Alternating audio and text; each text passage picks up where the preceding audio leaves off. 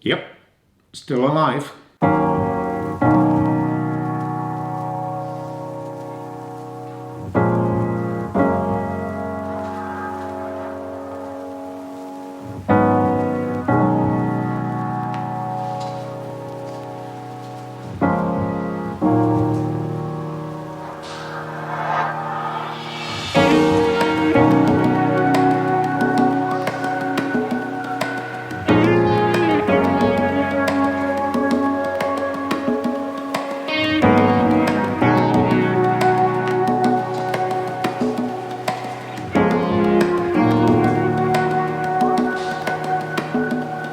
Hello everybody, welcome back to the channel.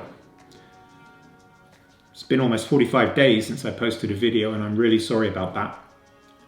But I think I mentioned back in November I started a new job in Helsinki, and through the first part of this year, or at least through January, I've spent 3 weeks there.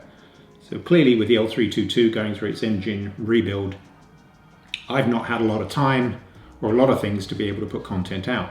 So I sincerely apologize.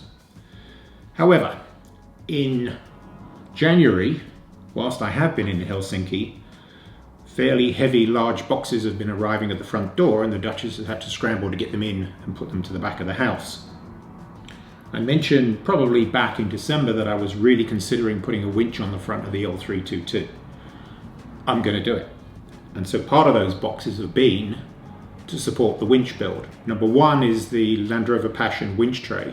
So in the very, I think it was the Christmas week, I decided, because Max had one left, I'm putting the order in, I want it.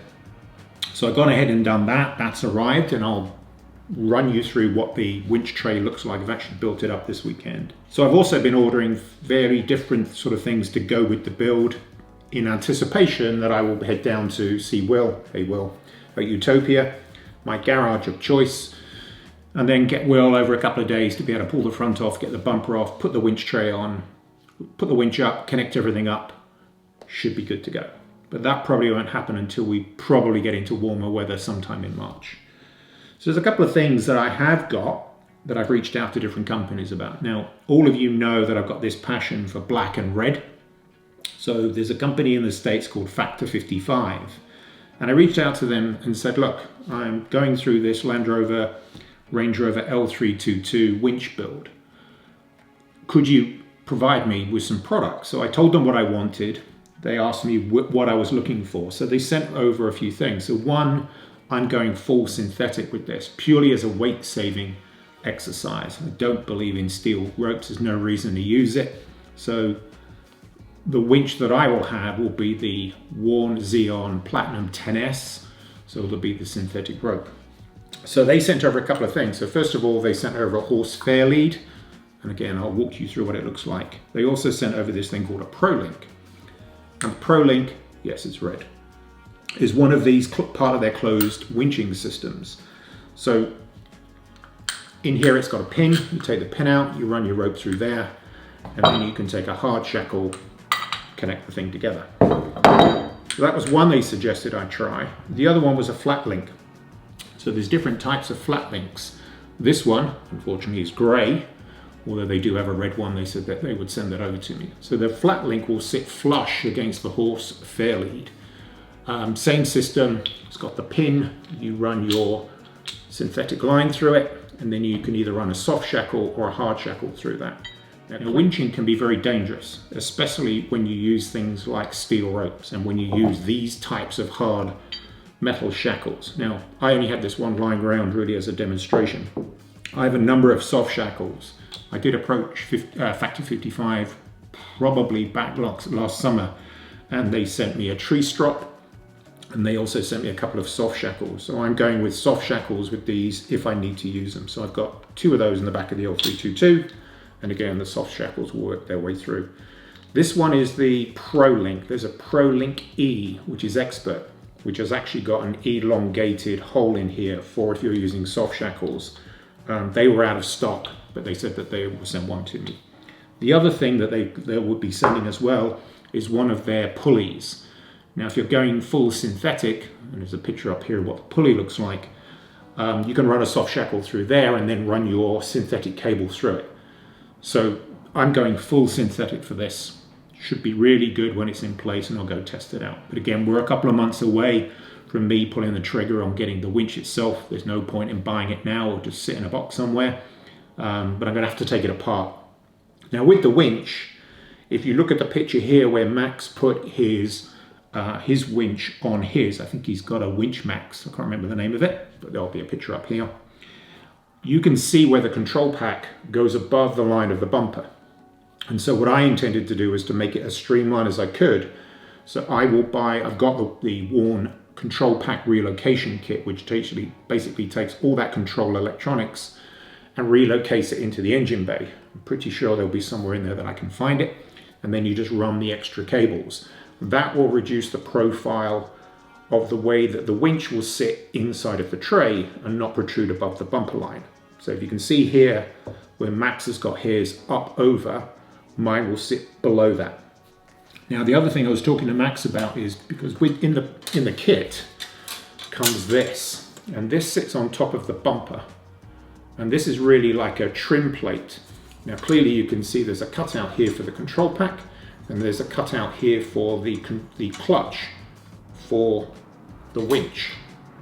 Now because I'm going automatic, I went back to Max and said, can you make one of these up for me, but take the cutouts out? So this will just provide me with a really nice piece of trim across the top of the bumper to give it rigidity and strength, because I have to cut it, but make sure that there's no cutout for the clutch because mine's automatic on the controller, and no cutout for the control pack because I'm basically relocating it. So Max is working on that. I'm not going to give away what it looks like because Max got fairly creative with it. But in a couple of weeks' time, when he's finished it and produced it, that will come on over and I'll show you what that sneak peek looks like. Or I might wait until it's finished, I'm not sure. Is if I go with this, which protrudes quite a bit from the bottom of where the horse fairlade is, it pushes the license plate out. So I found a flip-up license plate holder from Paddocks. That arrived, but I had to make some extensions for it. I'm going to go with the flat link, and as you can see, the profile of that to the profile of that is slightly different. So I'm going to go with the flat link, and then what I've done is I had to make some changes to the flip-up license plate holder to make sure this will sit, because if not, it wouldn't. Now the way that those are designed is the hook will fit into like your recovery hook, so you'll just get cable coming down. I don't want that, clearly. So I'm going to go with one of these and then provide the cable onto the hook to sit flush against the horse face. This is the Land Rover Passion L322 winch tray. So it comes in sort of three parts. On the side here, the back of the crash structure of the L322, this is replaced by those two there. And then these are the side structures where things like your washer bottle, and in my version, things like the radar for the cruise control would fit into this gap here. So these two side pieces, either side, comes with this piece and then it goes to the tray. So I've got this flip-up license plate holder, and this came from Paddock. Unfortunately, it sort of go against here, it bolts into, this piece bolts into there. So if I was to get the Pro Link and fit it in here, it wouldn't fit. So if I was to line the Pro Link up, I've got just about enough room to fit it in here. So I had to build these extensions just here, which are two pieces of metal, and then I figured out how to do that. This probably is just temporary, but clearly, if I was to fit the Pro Link in here, my number plate would be well away, because this lines up with that. I'll just show you. So this would go in like this, and clearly there would not be enough space to put the license plate. It would jut right out. So this is going back, and I will be going, yes, it's not red, they're going to send me a red one, but the flat link will go directly here. Now when Max built this for his L322, he has, I think it's a 06, so clearly mine's a 10. There are some subtle differences, but there are holes here for the parking sensors.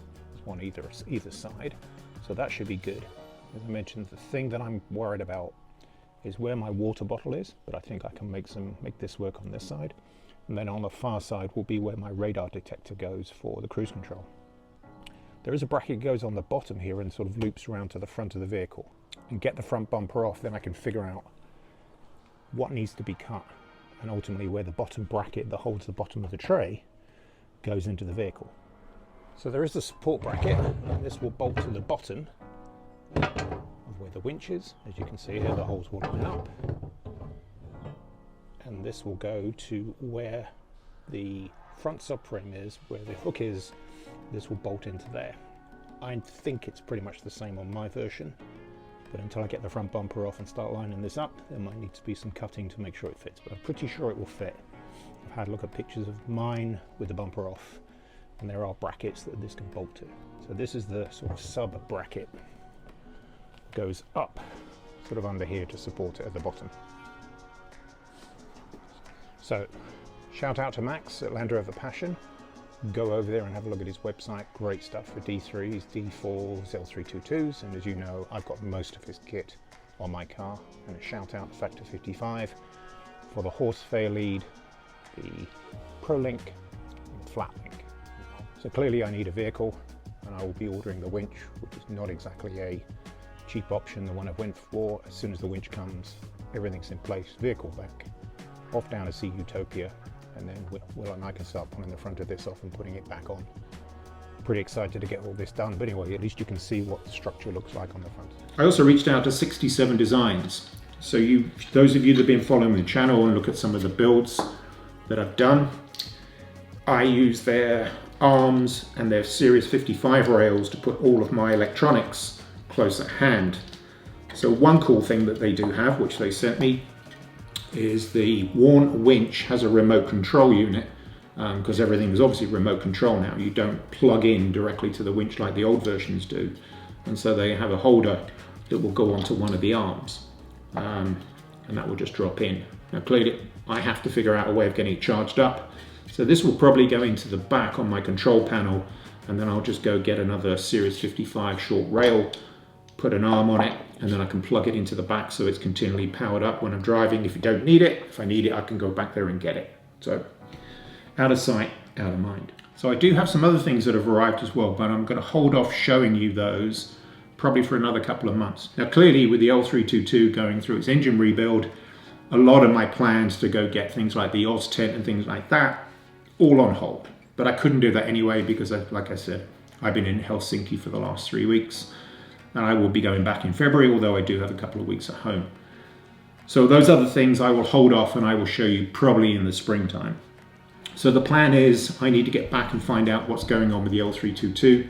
I've just left them to it. There's been no rush. Some people have actually said, shouldn't you have it back now? I just need to double check with Tim where we are. The last update I had before I went away, it needed a new radiator, which I sort of knew I had a problem because under real stress and pressure you could smell coolant, and I had that way back in, I think it was May, when I went up the Smuggler's Trail on my own. I got to the top and I could smell coolant. So clearly they've diagnosed that I need a new radiator. It's 12 years old. Yeah, they should last, but clearly some things have gone on. They found a few other bits and pieces as well. There were plastic in the silicone hose to the intercooler, and they believe before, when all this got put back, some work had obviously been done with it before. They believe that somebody over tightened one of the hoses onto one of the plastic joints, snapped it, but the plastic broke off and it'd been rattling around. We're not sure if it got to the intercooler. We don't think it did. But anyway, they keep finding things like that. So I'll show you some pictures of what they've been working on. The front of the engine, as I mentioned, this is what originally was going to go in there for. All of the pulleys and tensioners and things like that were beginning to rattle. The bearings were gone on it. That is all being redone. And also one thing that I've noticed the last time when I was away in Spain and Portugal, I was getting this squeaking and rattling from the back. I wasn't quite sure what it was, but Tim had a look at it and they found that all of the rear subframe bushes are basically collapsed. They compressed right down, and so the subframe has come off. There was no point in me not doing it. It just needs to get done. And in this downtime period, I'm not driving the car.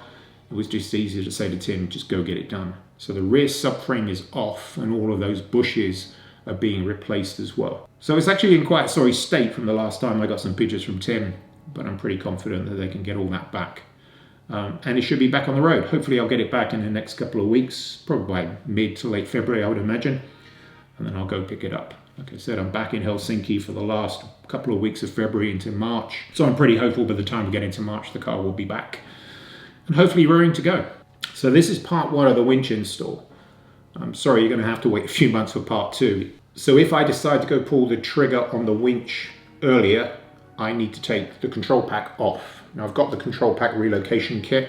Once I get the winch, I've got to go through and start going down that process. There's lots of worn videos out there how to go do it. It's fairly straightforward.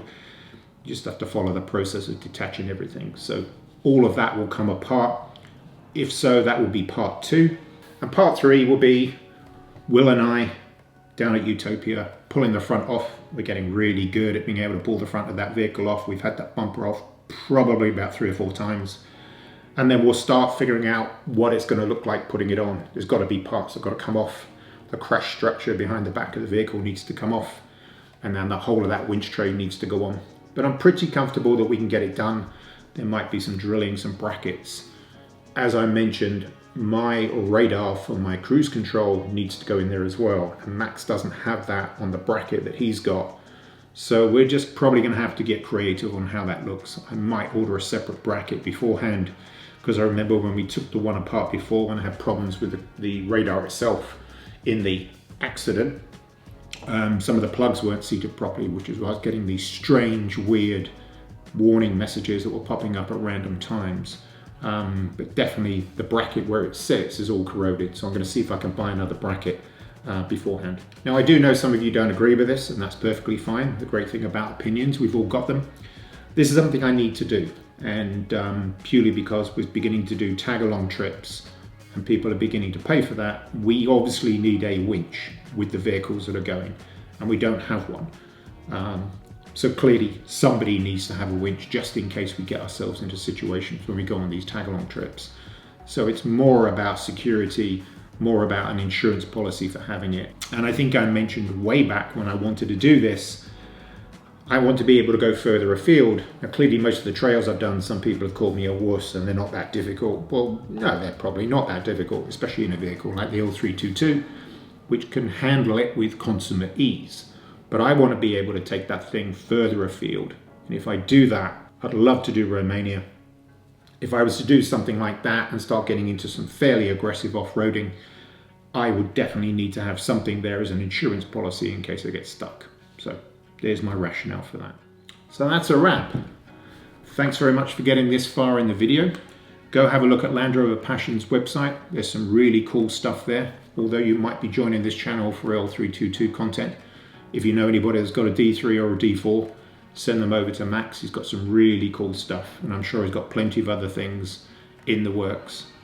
Go have a look at Factor 55's products. I love this stuff. It's really well made. It's quality stuff. I think Factor 55 are part of the Warn group now, but this is just excellent kit. And if you're still using steel rope, still using the old bow shackles, the heavy ones, consider these. They're excellent, and they will ship to the UK if you want them. Anyway, that's it. Thank you very much. I'll see you on the next one. Cheers.